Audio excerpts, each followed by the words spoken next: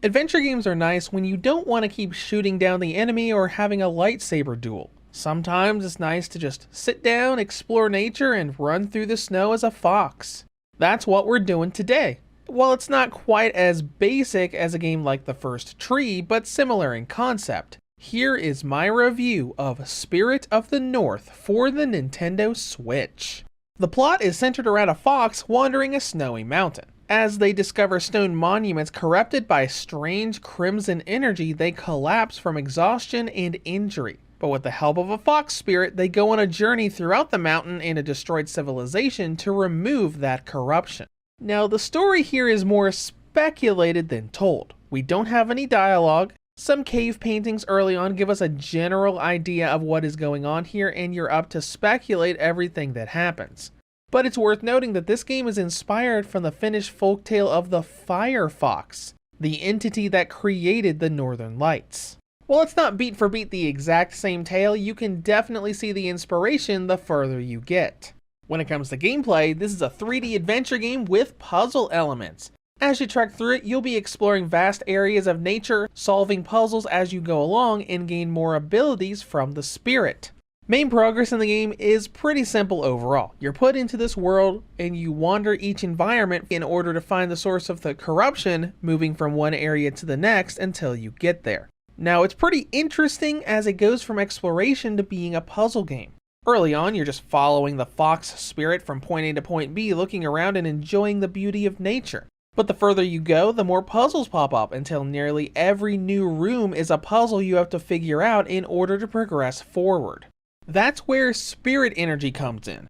You can absorb this from glowing blue flowers around each area and hold a single charge of it for you to use. This is for interacting with the environment. Stone monuments can be activated with the energy, opening doors or simply pointing you in the right direction. You also have abilities for spirit energy. Holding onto the charge helps you solve puzzles by doing an extra dash to your regular jump or astral projecting yourself to run up rapids that you can't get up on your own. A lot of this is pretty simple and linear, making it difficult to go too far out of the way and get lost. At least outside of finding the optional staff weapons that are used to free human souls as the game's collectibles. The puzzles are also a bit strategic to see where the blue flowers are in each area to refill spirit energy as you take on the puzzle of that room. Since you can only hold one charge, many areas will have you going back and forth between the interactable objects and the flowers to refill.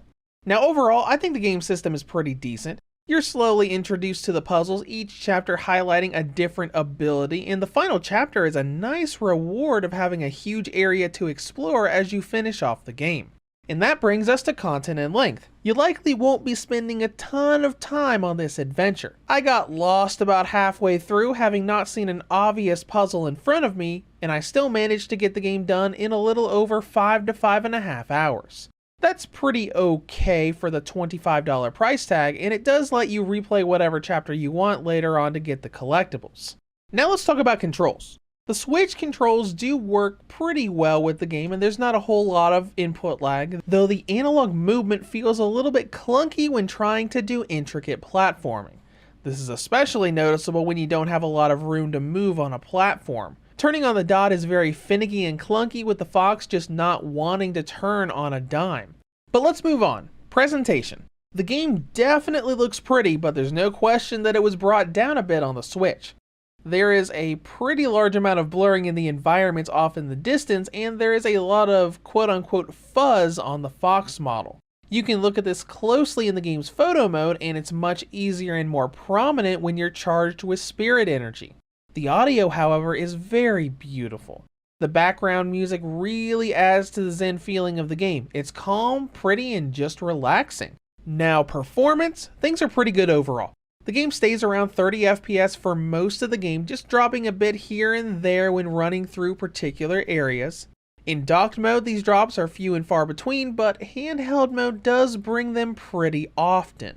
Well, that's all I gotta say about that, so let's move on to battery life. Spirit of the North gives the original model a battery range of 3 hours and 11 up to 3 hours and 36. The Nintendo Switch Lite gets a range of 3 hours and 24 up to 4 hours and 2.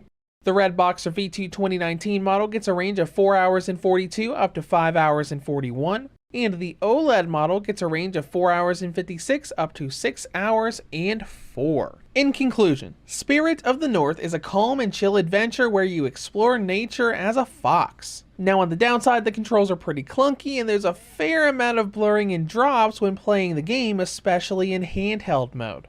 But if you don't mind the blur and dropping, it's a good little zen adventure.